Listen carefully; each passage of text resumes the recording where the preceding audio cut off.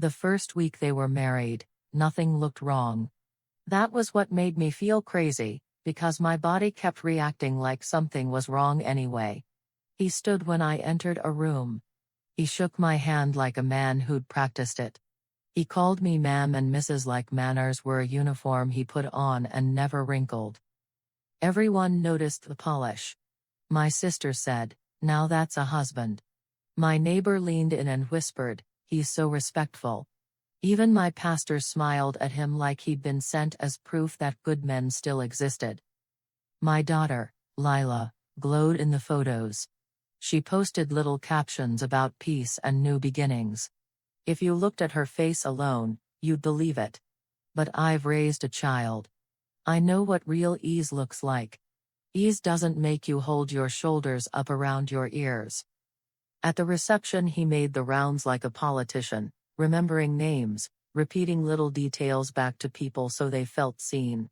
He danced with Lila, one hand firm on her waist, and when she tried to spin away, he pulled her back with a smile that looked playful to everyone else. I watched her laugh and wondered why her eyes kept searching the room. At brunch the Sunday after their wedding, he poured her coffee before she asked. Simple gesture, sweet, the kind of thing people clap for. But when she reached for the sugar, he slid the bowl a few inches away from her hand, so subtle nobody else would even register it. She paused, smiled, and then reached farther, like she'd been corrected without words. I watched him all morning, pretending I wasn't. He laughed a beat after everyone else, like he was checking first to see if laughing was safe. He asked me questions only when someone else was listening. "How are you holding up, ma'am? You must be so proud." It sounded right, but it didn't feel like curiosity. It felt like performance. When Lila spoke, he nodded too firmly. When she joked, he smiled but didn't join in. When she mentioned a friend, his eyes sharpened for a second, then softened again like a curtain falling back into place. After brunch, I pulled her aside by the kitchen doorway. I kept my voice light, because the walls had ears when he was around. "Baby," I said, "you okay? You look tired." She blinked fast and smiled so quickly it was almost a flinch. "I'm happy, Mom." Behind her, he appeared like he'd been standing there the whole time.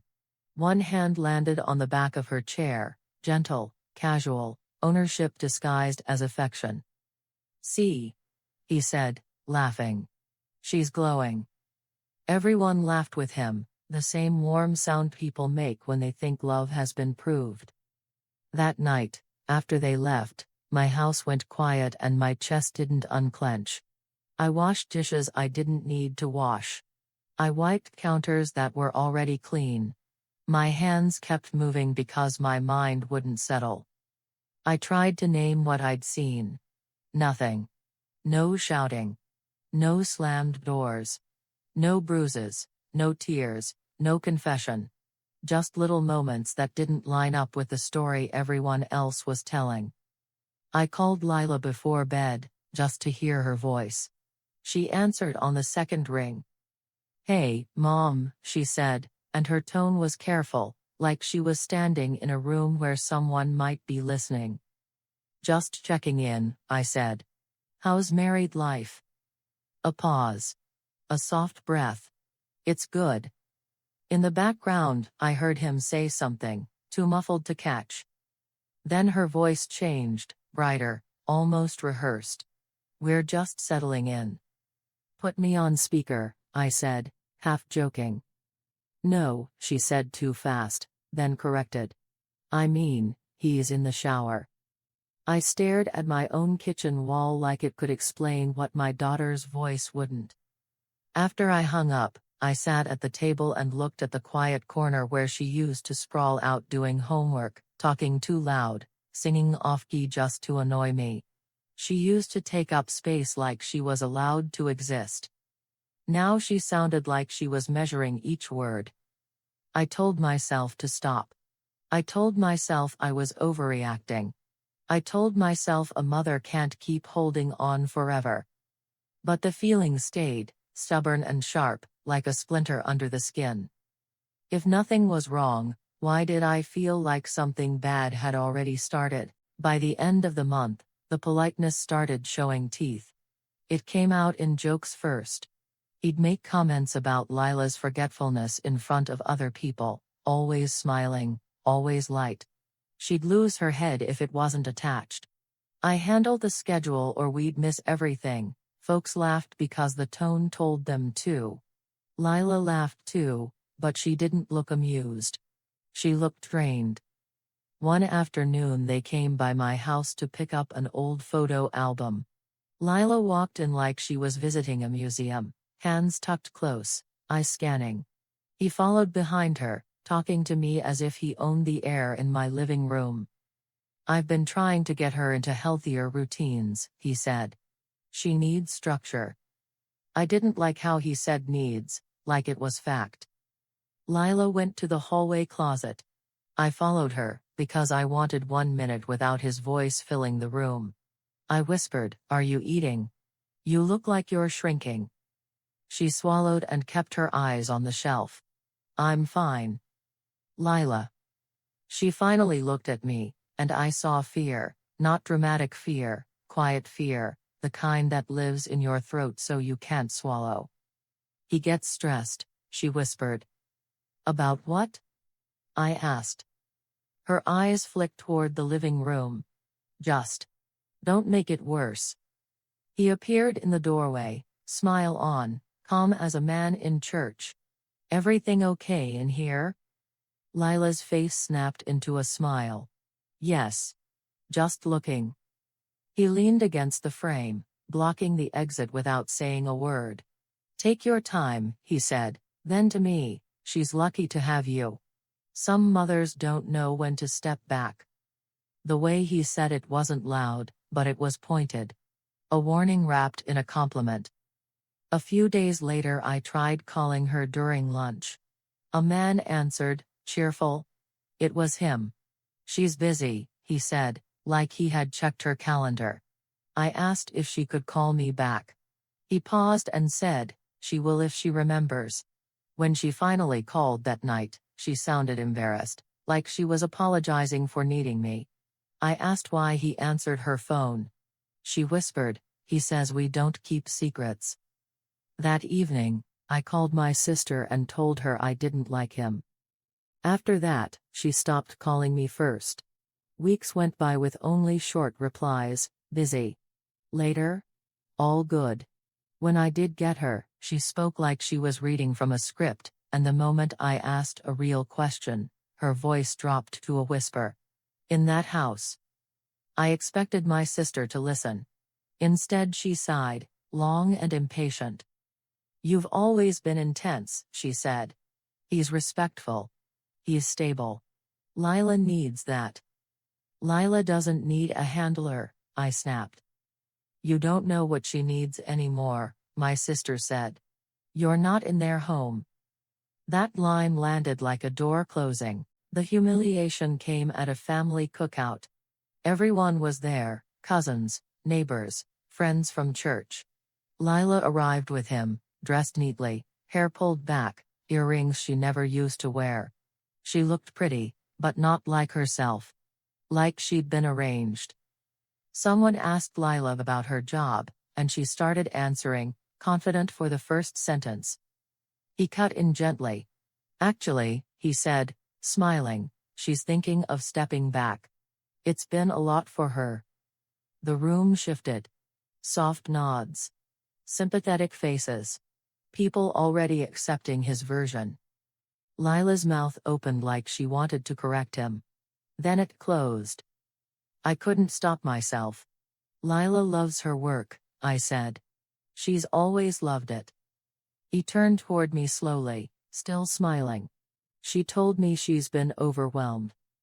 I looked at my daughter. "Is that true?" The air got tight. People went quiet like they were watching a show. Lila's cheeks reddened. She swallowed. "I'm considering it."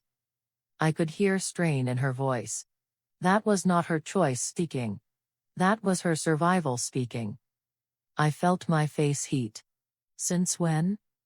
He chuckled, light and easy. "Mrs. Harlow, it's okay. She doesn't have to report to you." Someone laughed. Someone murmured, "Let them figure it out." I said, "I'm her mother." "And I'm her husband," he replied, still gentle. "Different roles." The way he said different sounded like less. My sister touched my arm like I was the problem. "Don't start," she whispered. I looked around and realized nobody was on my side. Not because they hated me. Because he had set the stage so well that any pushback from me looked like bitterness. Lila stood there, eyes shining, jaw tight, trying not to cry while everyone smiled like it was normal. That night I drove home shaking, hands gripping the wheel too hard. I called Lila. No answer. I texted. Nothing. Near midnight she finally called back. Her voice was flat. "Please," she said, before I even spoke. "Please don't do that again." "Do what?" I asked, and my voice cracked with anger. "Challenge him," she whispered. "In front of people. So I'm supposed to watch him talk over you?" Silence. Then, very softly, "If you make him look bad, he'll make me pay for it." I went cold. "Pay how?" She didn't answer. She just breathed, shaky. Then she said, "I have to go." The line went dead, and I sat in the dark with her fear ringing in my ears. I stopped trying to be subtle. Subtlety was what he fed on. Subtlety kept everyone comfortable. The next time they visited, I didn't offer coffee. I didn't compliment the ring. I looked at him and said, "You're changing her." He blinked like he couldn't believe I'd said it out loud. Then he smiled. "People change when they grow up." "She's not a child," I snapped. He leaned back in my armchair like he belonged there.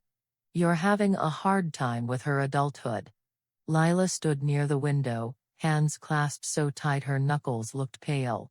I stepped toward her. "Baby, talk to me. When did you decide to quit your job?" Her eyes flashed to him, then back to me. "Mom, don't. Answer me," I said, louder than I meant to. His voice stayed calm. "She doesn't owe you answers. You're making this stressful." I laughed once, sharp. "Stressful? You're the one creating it." He stood up slowly, like a patient teacher dealing with a difficult student. "Mrs. Harlow, you're escalating. This is why she doesn't like visiting." That hit me, because it was designed to. He wanted me to feel responsible for my own daughter pulling away. I turned to Lila. "Is that true? You don't like visiting me?" Her eyes filled. She shook her head, tiny motion. "I do. It gets tense." "Because he makes it tense," I said. He sighed like I was exhausting. "I'm trying to protect her peace." I lost it. Peace isn't when a woman can't speak without checking your face first. Lila flinched, like the words themselves were dangerous. He stepped closer to me. Not threatening with fists. Threatening with presence. He lowered his voice so only I could hear. "You're not helping her," he said. "You're making her choose." My heart pounded. "Between you and her own mother." He smiled, small and cold. "Between her marriage and your chaos." I tasted something bitter and old in my mouth, pride, anger, fear, all tangled together.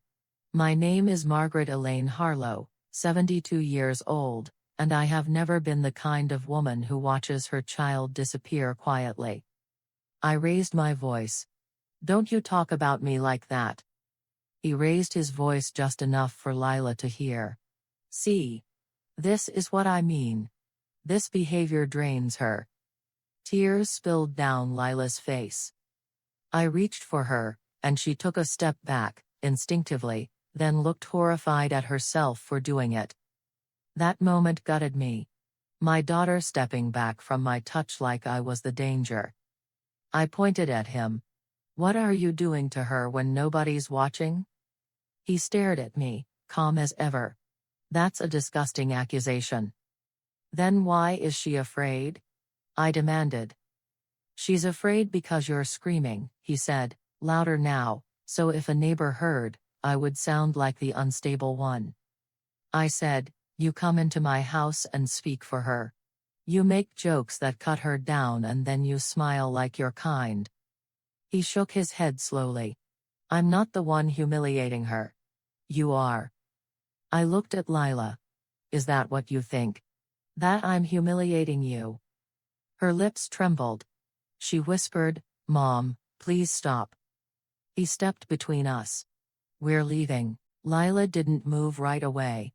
For a second she looked like she might run to me. Then his hand touched the small of her back and her body obeyed. As they walked out, he turned and said, soft and clear, if you keep doing this, you won't see her. That's not a threat.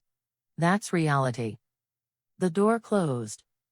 I called my sister and told her everything, how Lila flinched, how he warned me. My sister listened and then said, you're out of control. Open your eyes, I snapped. You always push until people pull away, she replied. I hung up. That evening my neighbor knocked, concerned. Everything all right? She asked, eyes wide. I forced a smile and said yes, but shame burned my face. He had achieved exactly what he wanted, the world hearing my voice as the loud one, while he stayed quiet, collected. I realized then that my anger wasn't just emotion to him. It was a tool he could pick up and use. I drove to Lila's place the next day, unannounced. When she opened the door, her eyes widened with panic. I need to talk to you alone, I said. She glanced behind her into the house. He's busy. We sat at the kitchen table. Everything in that kitchen was new, staged, spotless. No clutter. No personality. Like a showroom. It was sterile. I lowered my voice. Tell me what happens when you upset him. Her hands trembled. He gets quiet. Quiet how? He doesn't speak to me, she whispered. He watches me. He corrects everything I do. If I load dishes wrong. If I fold towels wrong. If I laugh too loud. That isn't love, I said. Her eyes filled.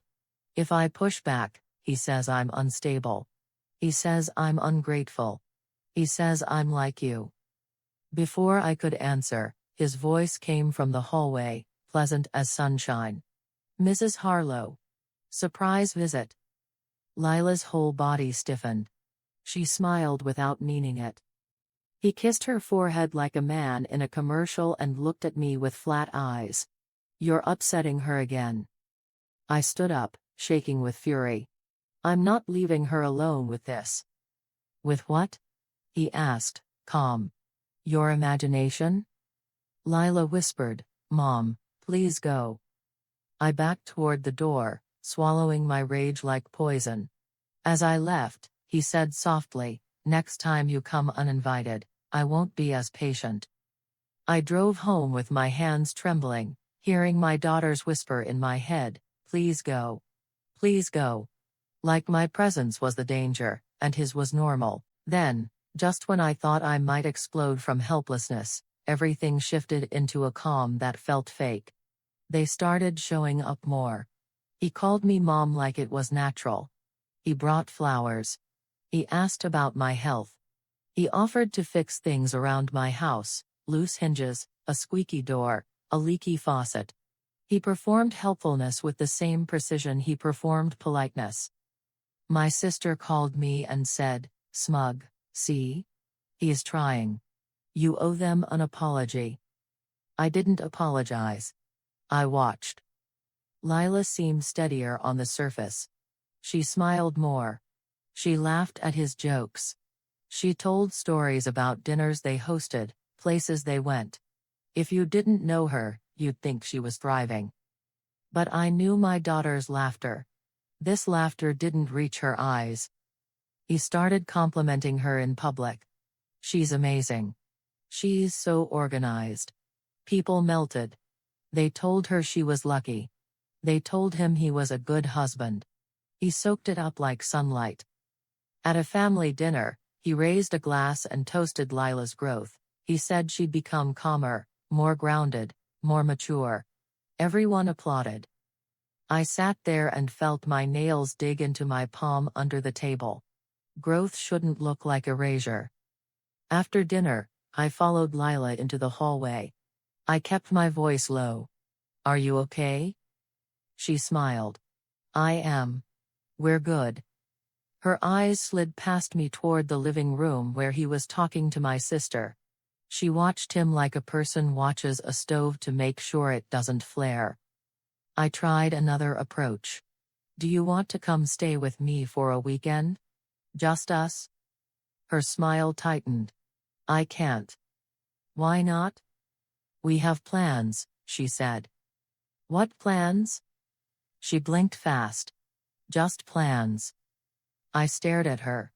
"Those aren't plans, honey. That's an answer you give when you're not allowed to say more." Her face went pale. "Mom, please." The next day, he called me. His voice was warm. "I wanted to clear the air," he said.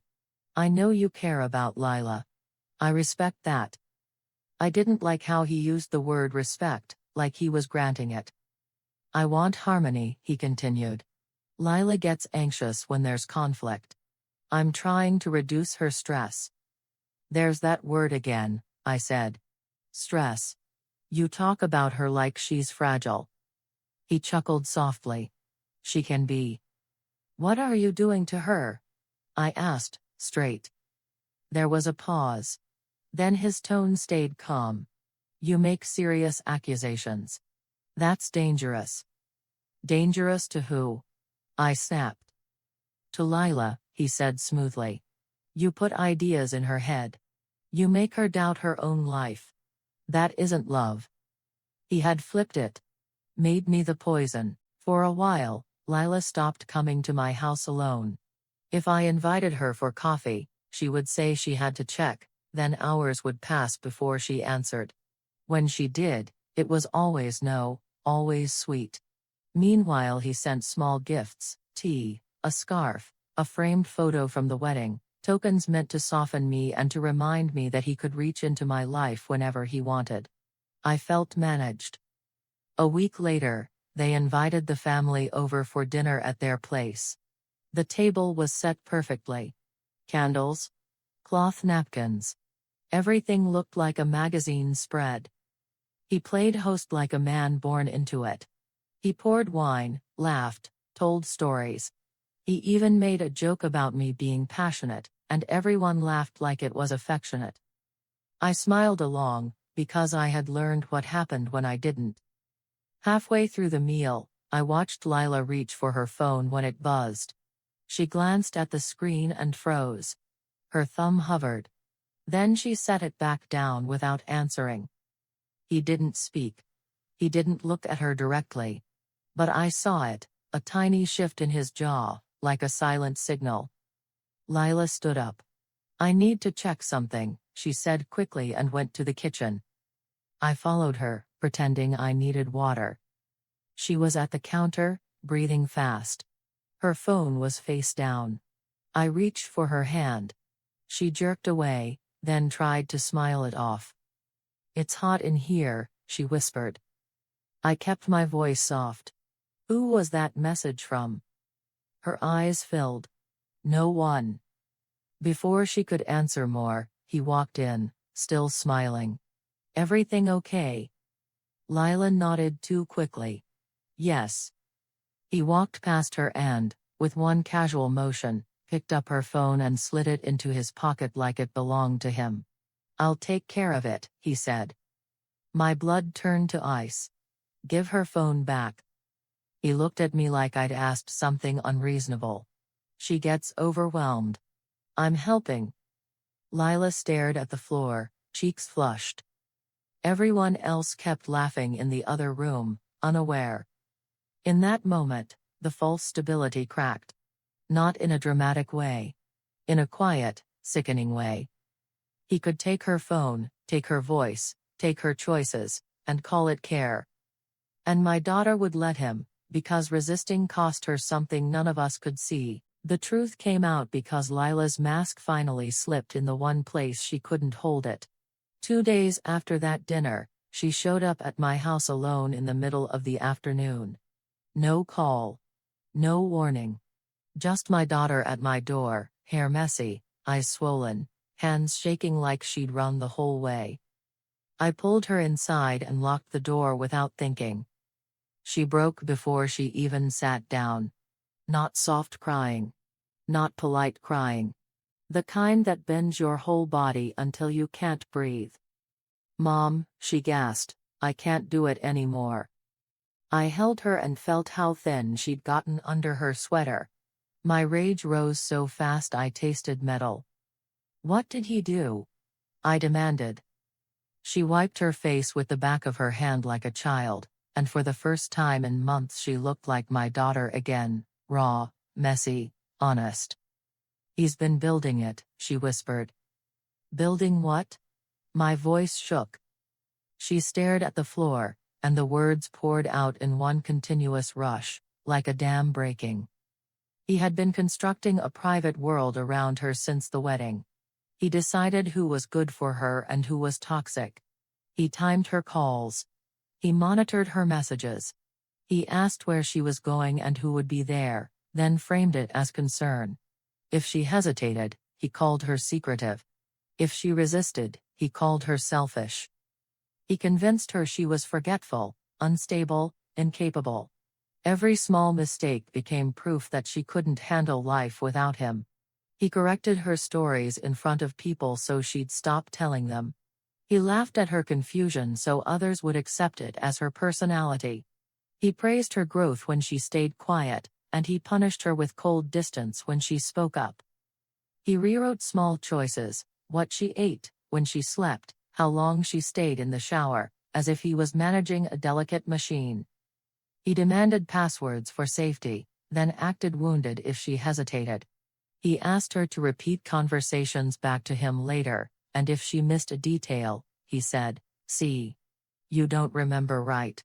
He kept lists in his head of her mistakes and recited them during arguments until she stopped arguing. He didn't need to raise his hand. He raised doubt inside her, and she learned to police herself. He even rehearsed her answers before visits. If your mother asks, say you're fine, he'd tell her, then stand close enough that she could smell his cologne while she repeated it back to everyone else, every time. Then he started controlling what she could access. He insisted on simplifying their money so she wouldn't stress. He took over everything and told her details would trigger her anxiety. He framed it as protection, love, leadership. When she asked questions, he said she didn't trust him. When she asked again, he said she was unstable. He tightened her world further by managing her image. He encouraged those smiling posts, the calm captions, the "we're doing great" tone, because it trained everyone to see her as fine. He made sure she arrived late to gatherings with a harmless excuse. He made sure he was the one who spoke first, so the room followed his version. He made sure he looked steady, so she looked emotional by comparison. And every time I pushed, he used it. He told her my anger was proof that women in our family were too much. He told her that if she ever spoke up, people would say she was exaggerating, just like I was. He made my worry into a warning sign. I felt my stomach twist. So when I called it out, I said, he fed on it. Lila nodded, sobbing. Yes. He wanted you to explode. He wanted them to see you as the problem. He wanted me to believe it too. I gripped the edge of the table so hard my fingers ached. And today? What happened today? She swallowed, voice breaking. He told me I was lucky he stayed. He said nobody would believe me. He said he could ruin me. My chest went tight. How? She looked up at me, eyes bloodshot. He said he'd make it look like I cracked. He said he already laid the groundwork. He kept telling people I was overwhelmed, that I was sensitive, that I was struggling. He said if I ever left, He'd be the calm one and I'd be the crazy one. I stood up so fast the chair scraped. "We're done," I said. "We're ending this." Lila grabbed my wrist with trembling fingers. "Mom, he's not who people think." "I know," I said, voice low. "And I'm done letting his manners be the shield." For the first time, there was clarity, not because someone handed us perfect proof, but because Lila finally said the whole pattern without shrinking. One truth, all at once: the perfect husband was a controlled performance designed to isolate, discredit, and dominate. And now, with my daughter in my house crying like she'd been holding her breath for months, the performance finally had an audience that couldn't unsee it. Justice didn't arrive as a dramatic speech. It arrived as decisions, boundaries, and consequences that didn't bend to his smile. Lila stayed with me that night. She slept in her old room, the one with the faded paint and the squeaky floorboard. I sat in the hallway outside her door until I heard her breathing slow. My hands wouldn't stop shaking, but my mind was clear. The next morning, she woke up and looked at me like she expected me to say, "Maybe you're overreacting." I didn't. I said, "You're not crazy." Her eyes filled again, but this time she didn't collapse. She nodded, like those 3 words gave her spine back. "When he called, I answered." His voice was calm, almost amused. "Mrs. Harlow," he said, "I assume Lila is with you." "Yes," I replied. He sighed, like he was tired of managing women. "Put her on." "No," I said. A pause. Then a softer tone, the one he used on crowds. "I'm concerned." "She's been emotional?" I felt my jaw clench. "She's been controlled." His voice sharpened for a fraction of a second, then smoothed again. "You're escalating again." "I'm ending it," I said. He laughed quietly. "You don't have that authority." "I don't need it," I replied. "She does." He tried warmth. "Lila and I can talk privately. This doesn't need to be a family spectacle." "It became a spectacle the moment you started performing," I said. Silence. Then, colder, "You're making a mistake." "No," I said. "I made my mistake when I let your manners fool me." He hung up. Over the following days, people reacted the way they always do when a clean story gets messy. Some believed her immediately. Some hesitated. Some wanted to stay neutral, because neutrality feels safe until you realize it protects the person with power. My sister called me and said, "Are you sure? He's always been so polite." I answered, "Polite isn't harmless." She didn't know what to say to that. Some people avoided us after that. They didn't want to be asked what they saw, what they ignored, what they laughed at. I let them go. My loyalty was no longer for comfort. It was for my daughter's reality. What mattered was Lila. She stopped apologizing for existing. She stopped editing her words mid-sentence. She started sleeping again. Small things returned: music in the kitchen, a laugh that sounded like her, not like permission. He tried to pull the crowd back to his side. He used the same phrases: stress, sensitivity, concern.